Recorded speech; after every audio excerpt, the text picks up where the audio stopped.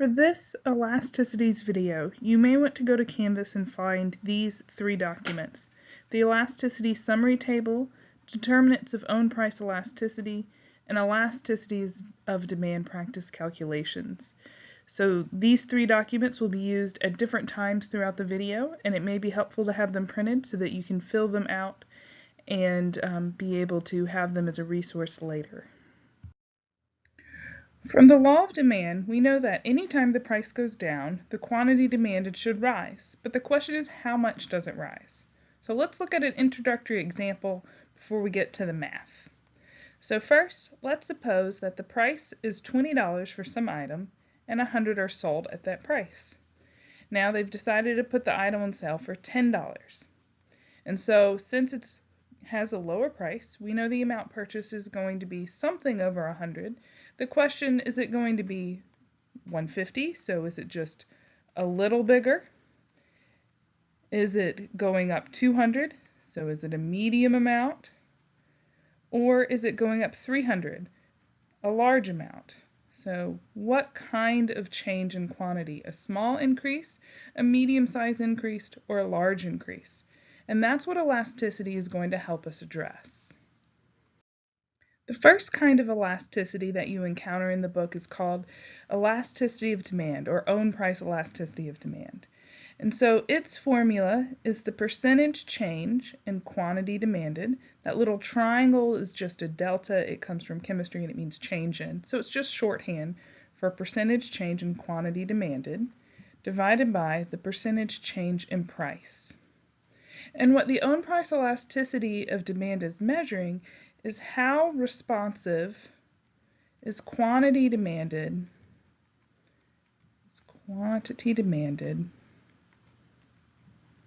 to the price change. And so because we always know when the price goes down, the quantity demanded goes up and vice versa, the two parts of our formula are moving in opposite directions, and so it's always going to be a negative number, and it's never going to be positive. That's just not an option for elasticity of demand. It's also worth mentioning here, when we say percentage change in some number, we are saying you take the new value, you subtract out the old value, and unlike what you may have done some other places, instead of dividing by one of these two, we divide by the average of the old and the new. So it's new minus old divided by the average. Another question we want to be able to address is when the quantity demanded changes because of a price increase, what does that mean for our total revenue? And so back to our example initially of selling 100 items at $20 a piece, when we find our total revenue, which is just price times quantity sold, so $20 a piece times the 100 that are sold, comes to $2,000. So let's look at what happens now that we've got a price cut down to $10. So if we have a small increase in quantity of 150 times the price of 10, that means we have a revenue of $1,500. So our total revenue has gone down because the quantity change was a smaller percent than the price change. Now if we have a medium size at 200 times $10 a piece comes to $2,000, which is exactly the same as the total revenue that we started out with. So in that medium-sized case, we end up with the same total revenue as before. If it's a large increase, like for 300, then total revenue has gone up to $3,000 from the $2,000. So here the quantity change is bigger in percentage terms than the price change, so it more than counteracts it. So depending on whether our quantity change is small, medium, or large, we could see lower total revenues, the same total revenue, or higher total revenue. And as a company, it's good to know what to expect to happen to your revenues whenever you change the price of your good. So since the price elasticity of demand measures how responsive quantity is to price, we've sort of been illuminating three specific categories, and so we're going to look at those a little further and give them names. So first, let's remind ourselves that the formula is the percentage change in quantity demanded divided by the percentage change in price. So what it means to be an elastic demand is that it's very responsive to price changes. So elastic means very price sensitive. And we're talking about the quantity being very price sensitive. So quantity responds with a large change. And since the quantity is changing a lot, looking back at our formula, we end up with a big number over our change in price. And so that means we're looking at things that are more negative than -1. Remember, elasticity of demand must be negative because of the relationship between price and quantity. And so because of that, we say sometimes it's larger than -1. It's not technically mathematically correct, but it is between -1 and -infinity. That's that symbol I have there, the sideways 8. It stands for infinity. Okay? And so an example of this might be something like a vacation. Vacations have a fairly large elasticity of demand, meaning whenever they go on sale, people are more likely to buy one in a large quantity, and if they go more expensive, it's something that people would cut. And so as we saw with elastic, whenever quantity changed really large, whenever the price goes up, the quantity change, not up, sorry, we were doing down. When it goes on sale, the quantity change is bigger than the price change, so the total revenue rises. And the opposite would be true as well. When the price goes up, the quantity change is bigger, and so total revenue would fall. For unit elastic, this is where the quantity change is the same as the price change.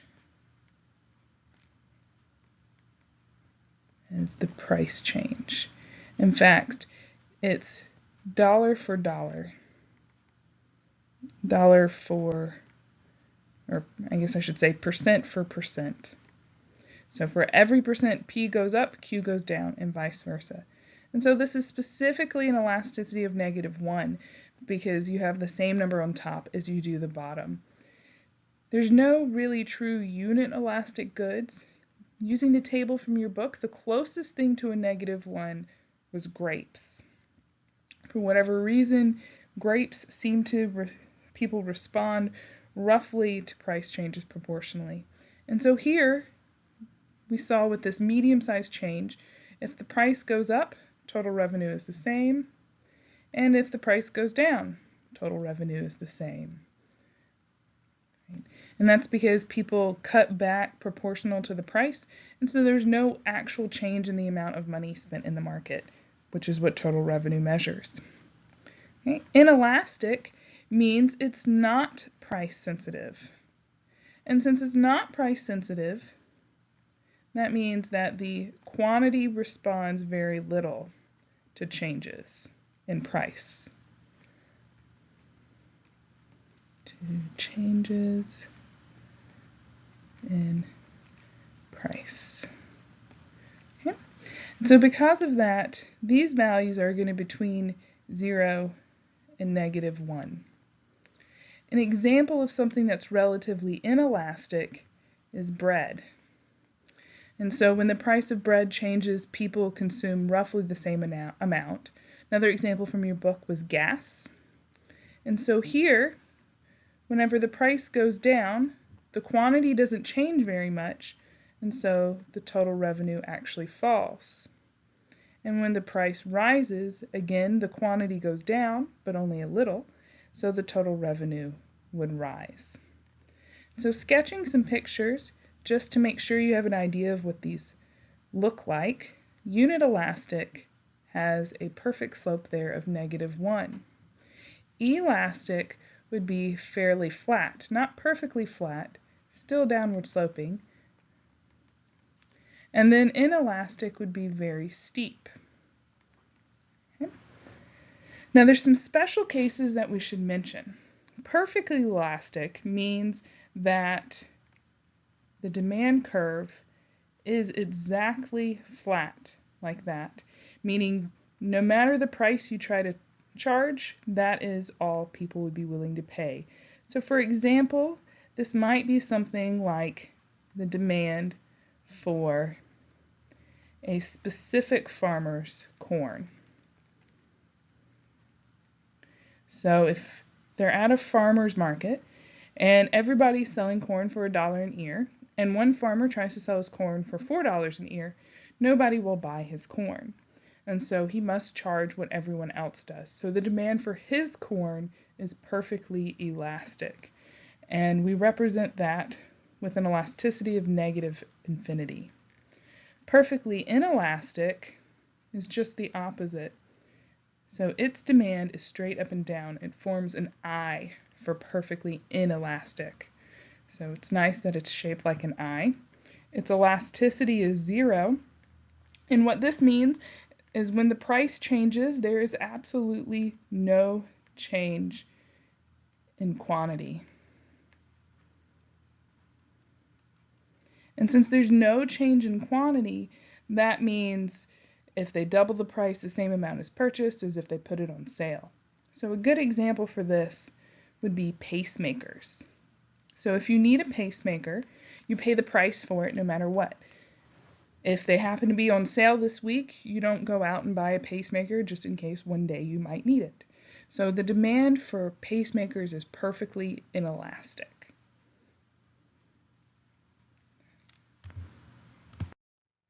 So we've talked about all the different ranges for the price elasticity of demand, but it might be helpful to see them all in one summarized number line.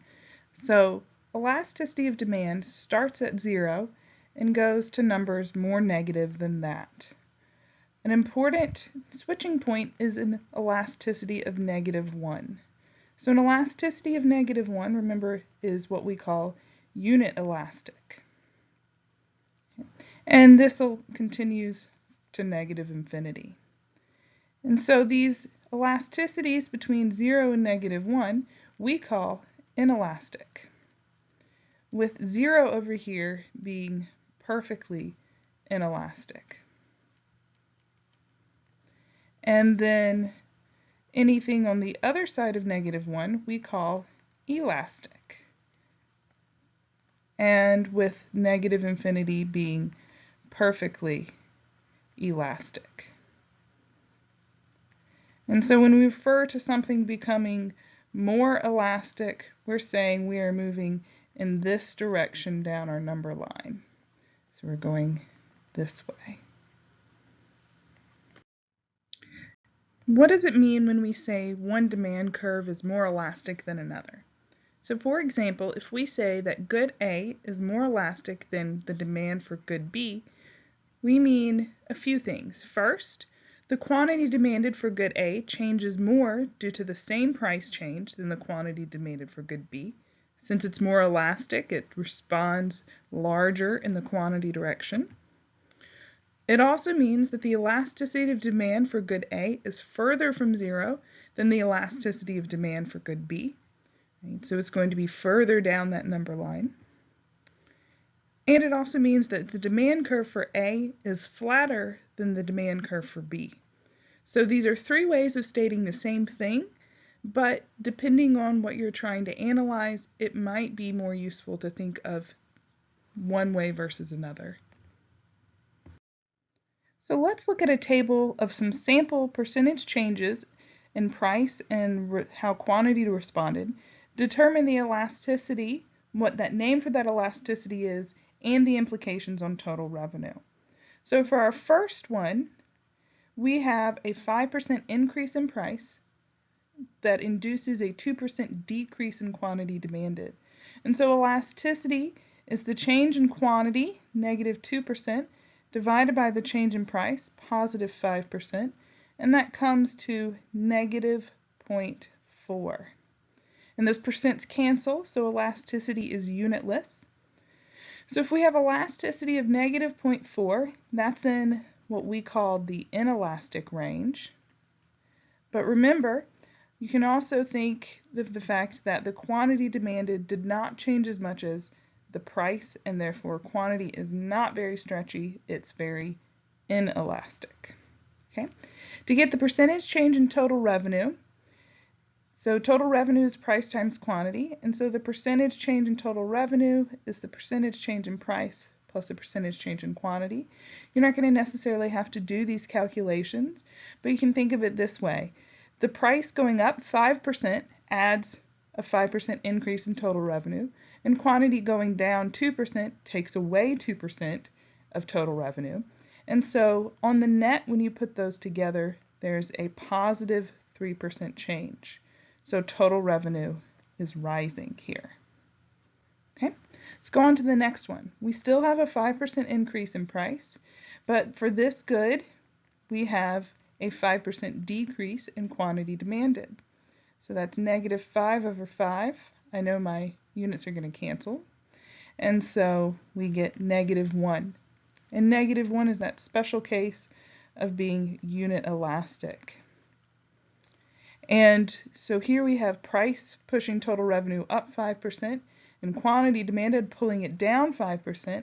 And so when you put those together, we get that total revenue has not changed. So it is the same. Okay.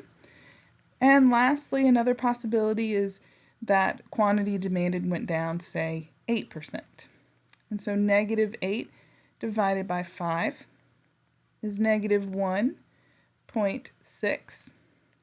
And negative 1.6 is in the elastic portion. Also, you could look back and see that while price is going up 5%, quantity falls by negative 8. So quantity is responding more than the price change. So it's elastic. It's very responsive quantity. And here we have that price is going up 5%, making total revenue go 5% higher, but the quantity change is pulling total revenue down by 8%. And so we have a net decrease of 3%. So here, total revenue fell. Okay. So now let's look at some decreases in price and see how that differs. And so all of these will have a decrease in price of 4%, and we have 3 different quantity changes we're going to look at. And so here we have a 6% increase over the 4% decrease, and so that comes to negative 1.5. And so that is also going to be in our elastic portion, because again, our quantity change is bigger than our price change. And the price change is pulling total revenue down 4, but quantity is pushing it up 6. And so that is a net change of positive 2%. So total revenue is rising in this example. Here, if we have a 3% change in quantity divided by a negative 4% change in price, that comes to negative 0.75.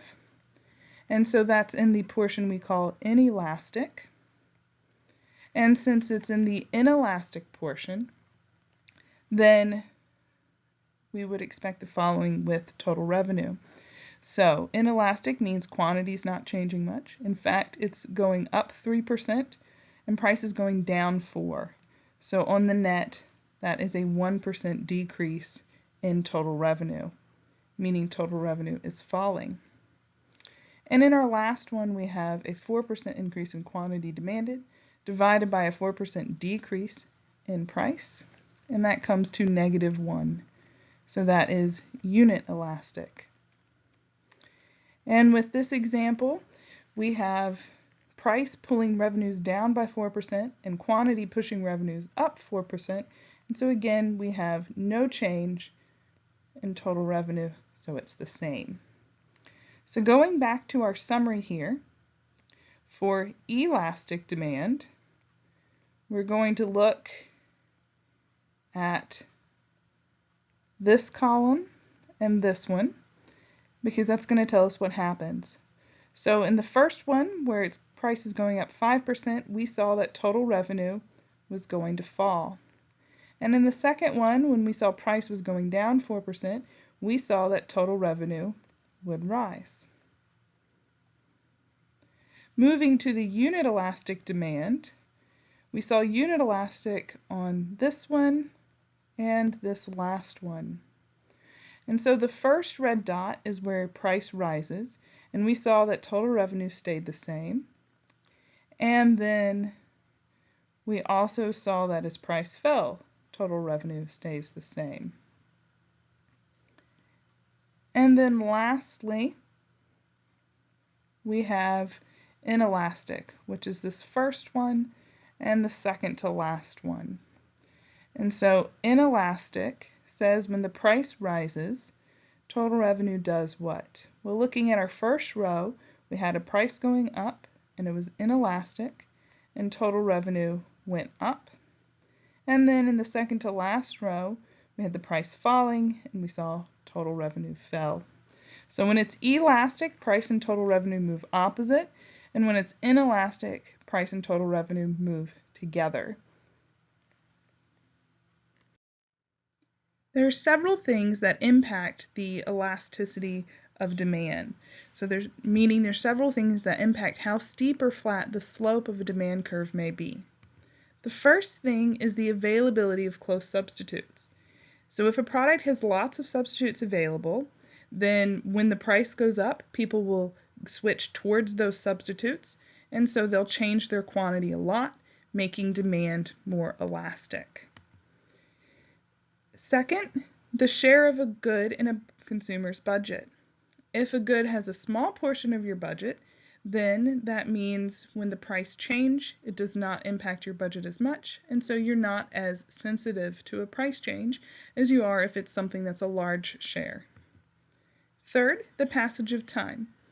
If people have time to adjust, then their elasticity is going to be larger or further from zero, because they will switch away from the item or to it whenever the price suits them. So these first three we're going to cover in more detail on the next few slides. Fourth is whether the good is a luxury or a necessity. So people are more flexible with luxuries than necessities, so luxuries are more elastic in demand than necessity. That might be part of what led to the earlier example of bread versus vacations. Vacations are a luxury, and some basic food staples like bread are more of a necessity, so they're more inelastic demand. And the last one covered in the book is the definition of the market. Depending on how narrowly your market is defined, that will impact your number of substitutes and therefore whether they need or how elastic they are. And so, for example, if you define your market as a specific type of cereal versus all cereal, the elasticity of demand for all cereal is going to be more inelastic than one specific type. So the first one we're going to talk about is the presence of a substitute good or service. So you may want to pause the video here and give these questions a try, and then unpause the video so you can see how you did. Looking at our first question, we have, consider the following. Household alpha uses electricity for lighting, appliances, and heating, whereas household beta uses electricity for all those items, but the heating system can also be switched to burn natural gas. So because alpha does not have a substitute available, what can you assume happens to the quantity demanded of electricity if the price were to increase? So, household alpha doesn't have anything to substitute to for any portion of its electricity needs, and so they will still need to do something to run their household, the lighting, the appliances, heating, etc. And so their quantity demanded would be almost the same. Right? They might be more diligent about turning off the light switches when they leave the room, or maybe keep the thermostat on a little more moderate temperature, but they can't switch like household beta can. And so because of that, when looking at whether household alpha should be more elastic or more inelastic, we should see that household alpha is going to be more inelastic because it can't change its quantity as much as beta. Beta can switch at least one portion of its electricity over to natural gas. And so alpha is going to be more inelastic. than household beta. Again, because their quantity is almost the same. So they have a very steep demand curve for electricity relative to beta. Switching gears a little bit, we have 3 different markets, and we want to rate them based on most elastic to most inelastic. And here we're talking about substitutes. So the most elastic will have a lot of substitutes. So first we have insulin, then Granny Smith apples, and then running shoes. And so the one with the most substitutes is going to be Granny Smith apples. Right? There's lots of other apples and many other fruit that will give you similar nutritional benefits. So that one has the most elastic demand. The next most elastic would be running shoes. So if you're going to run in the shoes, there's not as many good substitutes, but if you're just looking for shoes, there's plenty of other things that can support your feet. And lastly, the least elastic is going to be insulin. There's not near as many good substitutes for insulin as there are for the other two, so it is the least elastic. So using all of what we've learned in this section together, the big takeaway is that demand is more elastic for goods with many available substitutes. Right? So if you have things to substitute to, the response will be more elastic. The second aspect we're going to look at is the budget share. So again, you may want to pause the video here and give these questions a try. So consider the following representative households in the electricity market. First, we have household X with an income of $1,200 per month, spending $300 on electricity. And then we have household Z with an income of $3,600 a month, also spending $300 per month on electricity. So the question to ask yourself here is, if electricity were to rise in price, say 10%, who is going to feel the impact of that increase more, household X or household Z? You hopefully answered household X, because they are the ones that are more likely to start to try and save electricity wherever they can before Z would, because it's a larger share. And since household X is the one that's going to be more likely to cut their electricity spending, that means household X has more elastic demand because it's willing to cut them, because the good accounts for a larger portion of its income. Now let's rate some 3 goods from the most elastic to the least.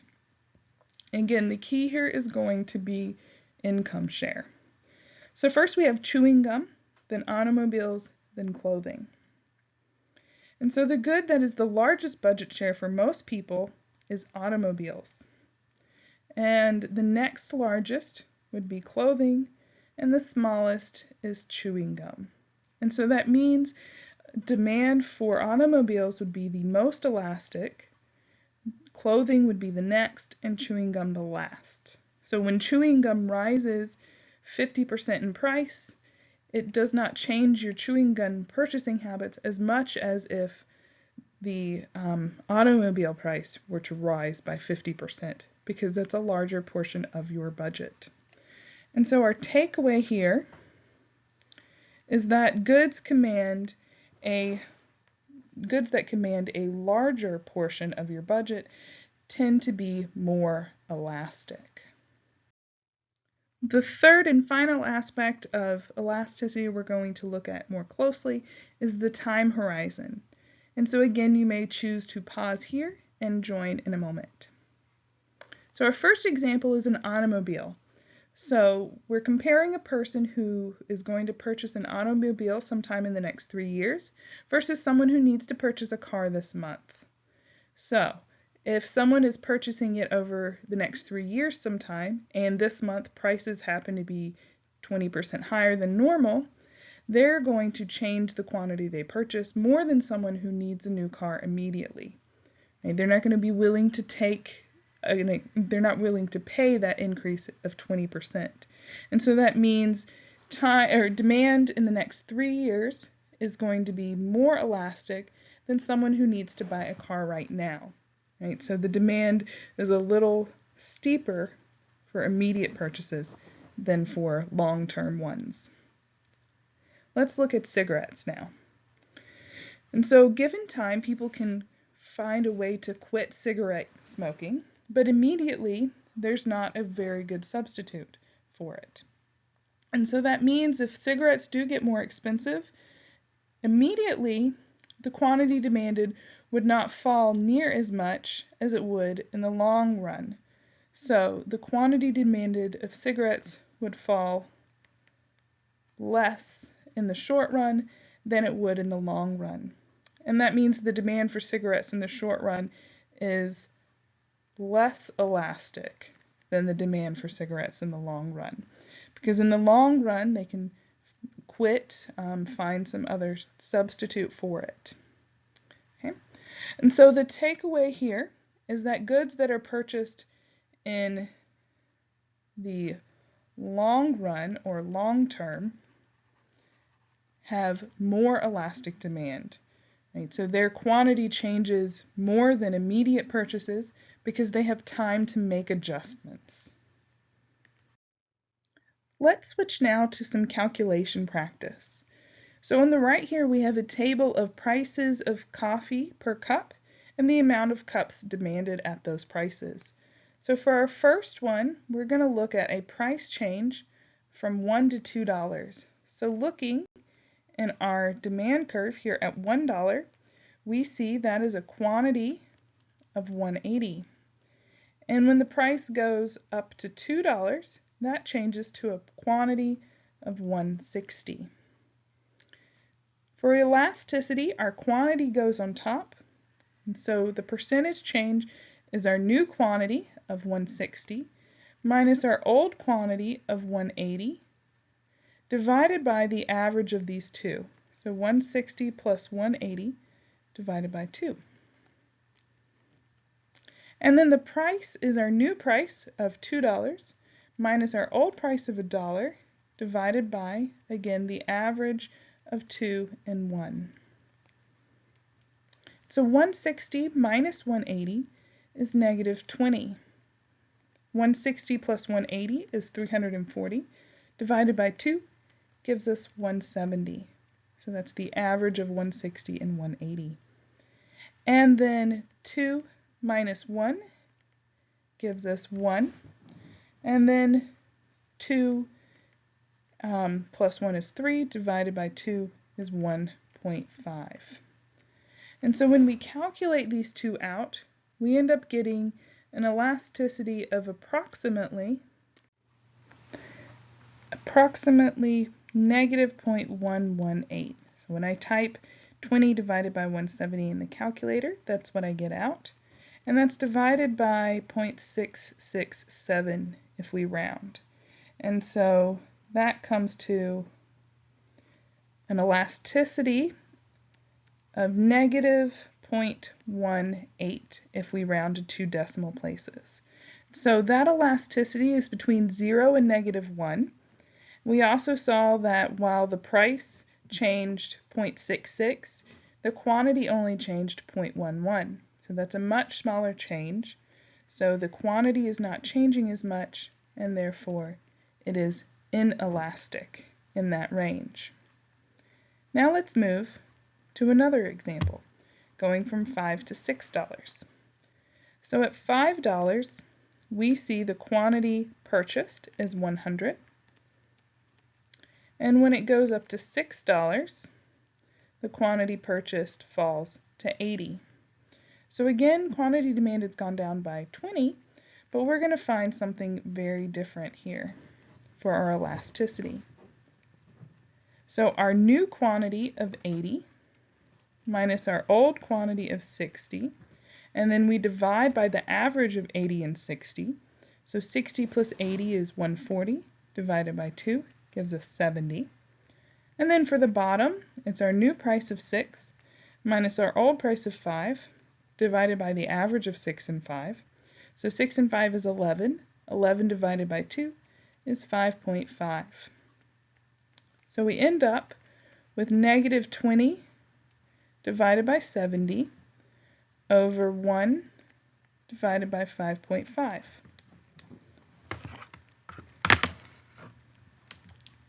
20 divided by 70 comes to negative 0.286 if you round to 3 decimal places, and 1 divided by 5.5 comes to 0.182 if we round to 3 decimal places.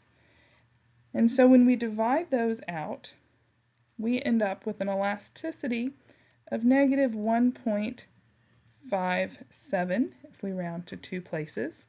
And so here we also can see that the quantity change on top is a bigger number than the price change, meaning the quantity is changing more than the price, and so elasticity here is going to be elastic. Also, it's more negative than -1, and so that makes it be elastic. There's 2 other elasticities that impact the location of the demand curve that we should mention. First is the cross-price elasticity. So remember when we first were discussing demand curves, we talked about how complements and substitutes impact the demand curve. And so the cross-price elasticity just measures this relationship. And so the formula for it is the percentage change in the quantity demanded of good A in response to a percentage change in the price of some other good B. Or in words, the responsiveness of demand for good A to a change in the price of good B. And so we should think back on some examples of complements and substitutes to figure out whether we would get a negative or a positive response. So first, I'd like to think about Oreos, because they're Oreos. And so as the price of Oreos goes down, the amount of milk I need to buy goes up, because what are Oreos without milk? And so if the price falls for Oreos, the demand and thus quantity demanded for milk rises. And so that's a positive number over a negative number, which means a negative elasticity. And so Oreo and milk's complements, and so complements have a negative cross-price elasticity. Now let's think instead of Oreo and Chips Ahoy. So if Oreos are on sale, and I'm trying to decide which cookie to buy between it and Chips Ahoy, I'm not going to buy as many Chips Ahoy, and so when the price of Oreos goes down, the quantity demanded for Chips Ahoy goes down as well. And so a negative over a negative gives a positive number, and so we have substitutes have a positive cross-price elasticity. The other elasticity we should mention is the income elasticity of demand. And so the income elasticity of demand is the percentage change in quantity demanded divided by the percentage change in income. And so this is just a measure of the responsiveness of demand for a good to a change in income. So let's think first of ramen noodles. So ramen noodles, as your income goes up, it's something people tend to buy less of. And so the quantity demanded falls when income rises, giving a negative income elasticity. Ramen noodles were an example of an inferior good. And so that would be a negative cross-price income elasticity. And now let's think about nice restaurant meals out. As your income goes up, people tend to purchase more of those, making the demand and quantity demanded rise. So that would be a positive number over a positive number, and thus normal goods have a positive cross-price elasticity. Now let's work through some numerical examples of income elasticity. So here we have 2 sodas, Coca-Cola and Mr. Cola, and we have the fact that income is changing. Specifically, income is increasing by 5%. Okay? And then it has the amount of Coca-Cola demanded increases by 3%, and Mr. Cola is decreasing by 2%. So if we want to find the income elasticity for Coca-Cola, that's the percentage change in the quantity demanded for Coca-Cola divided by the percentage change in income. So Coca-Cola, it said, was going up by 3%, and income was going up by 5%, and so that comes to a positive 0.6. Whereas for Mr. Cola, we do the same thing, and its quantity demanded was going down 2%, while income was rising 5%. And so negative 2 divided by 5 is negative 0.4. And so that means that we have an increase in income, making people buy more cola. So Coca-Cola must be a normal good, and it has a positive income elasticity, as we said it should. And people are buying less Mr. Cola when their income rises, making it an inferior good. And it does also have a negative income elasticity. Let's calculate some cross-price elasticities too. So here we have the price of good W is increasing by 4%. The amount demanded for good A is increasing by 3%. The amount demanded of good B falls by 2%, and the amount demanded of good C is going to be unchanged. So first we want to find the cross-price elasticity between A and W. And so that's the percentage change in quantity demanded of A divided by the percentage change in the price of W. And so the good A is going up by 3% when the price of good W goes up by 4%. So that comes to a cross-price elasticity of 0.75, and that's a positive 0.75. Now looking at good B, that's the percentage change in the quantity demanded of good B divided by the percentage change in the price of W. And we saw that good B was falling by 2% when the price of W went up 4%.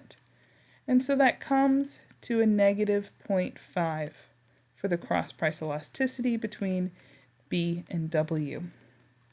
And then lastly, for C and W, that's the percentage change in quantity demanded of C divided by the percentage change in the price of W. And so it says C is unchanged. That means it has a change of 0. And we still have a positive 4 here on the bottom. 0 divided by 4 is 0. So looking back at good A and W, we have a cross-price elasticity of positive 0.75. When W got more expensive, more A was purchased. So that must mean that A and W are substitutes. Then we saw with B that when W got more expensive, people cut back on their good B. So that must mean that B and W are better together, and so they're complements. And then lastly, we have a 0 cross-price elasticity. So we haven't discussed what that means, but when the price of W is changing, it does not impact good C. And so that means these two goods are what we call independent goods. One price change does not impact the other. So this might be something like the demand of canoes and the price of peanut butter. So those goods, it's believable they wouldn't be too related to each other. And so if peanut butter goes on sale, canoe purchases would be unchanged. The last kind of elasticity in Chapter 6 is the elasticity of supply. And so the formula for the elasticity of supply is the percentage change in quantity supplied divided by the percentage change in price. Notice all of our elasticities have quantity on top, and then the bottom is whatever is changing, and whatever is going to change quantity technically. And so the elasticity of supply is a measure of the responsiveness of the quantity supplied to a change in the price. And so because every time price rises, the quantity produced rises in turn, that means this can never be negative and it's always going to be positive. And we'll see there's ranges within those positive numbers that impacts how big or small this quantity response is, very similar to the elasticity of demand. Just like with the elasticity of demand, there's some ranges of interest for the elasticity of supply. First is elastic. And just like before, elastic means the quantity is really stretchy. It responds a lot to a price change. And so since it responds a lot, that means the elasticity is something bigger than 1. For consistency's sake, I'll say it's between 1 and infinity. And so an example of really elastic supply, meaning when the price changes, the quantity supplied changes a lot, that's going to be a fairly flat supply curve, and this might be something like a pizza parlor. And so if something happens to the price of pizzas, they can respond to their quantity change a lot because they can easily shift between serving pizza versus other foods. They have all the tools they would need to serve something like pasta and breadsticks. So they could fairly easily switch between the two if need be. Okay? And so with all things, whenever the price goes up, the total revenue does as well, because here the price and quantity are moving in the same direction. For unit elastic, that's where the quantity supplied responds 1 for 1 with the price changes. And so because of that, it's an elasticity of precisely 1. And so I don't really have a very good example for this, so I apologize. But it's anything where if the price goes up 1%, the quantity supplied goes up the same amount. And so again, because price and quantity are moving together, if price goes up, total revenue goes up, and if price goes down, total revenue goes down.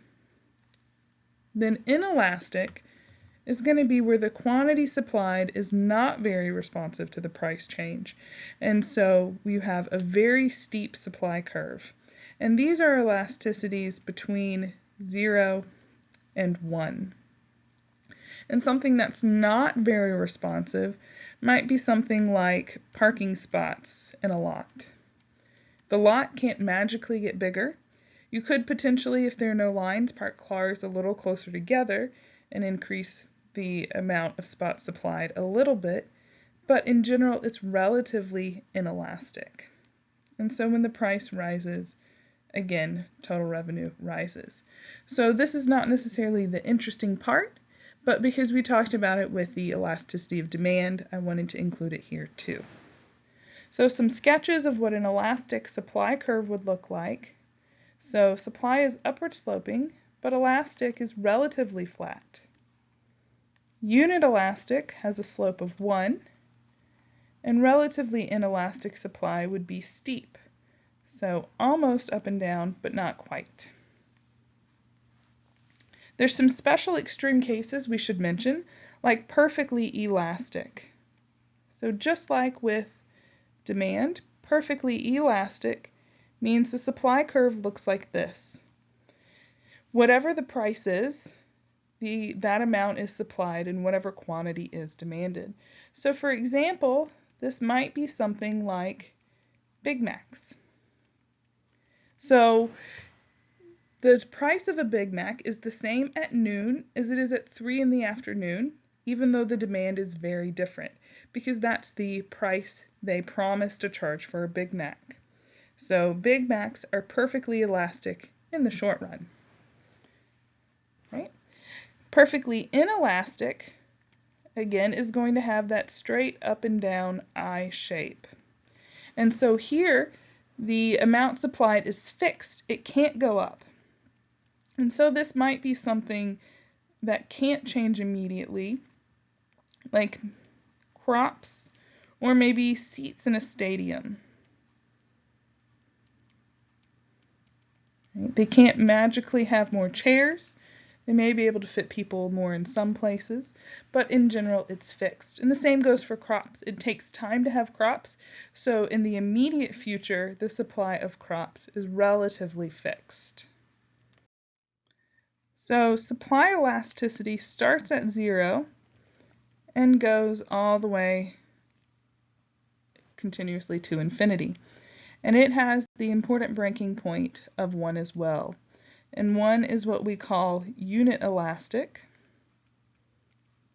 Anything between 0 and 1 is where the quantity isn't changing as much, and so it's inelastic, with 0 being perfectly inelastic.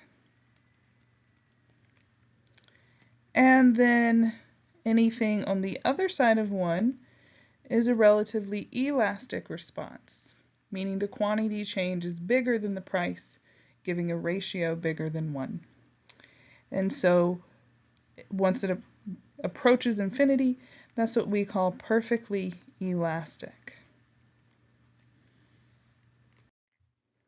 So what does it mean when we say the supply for one good is more elastic than the supply for another? Well, there's a few ways to interpret that. First, the quantity supplied for good A changes more when the same price change occurs than the quantity supplied for good B.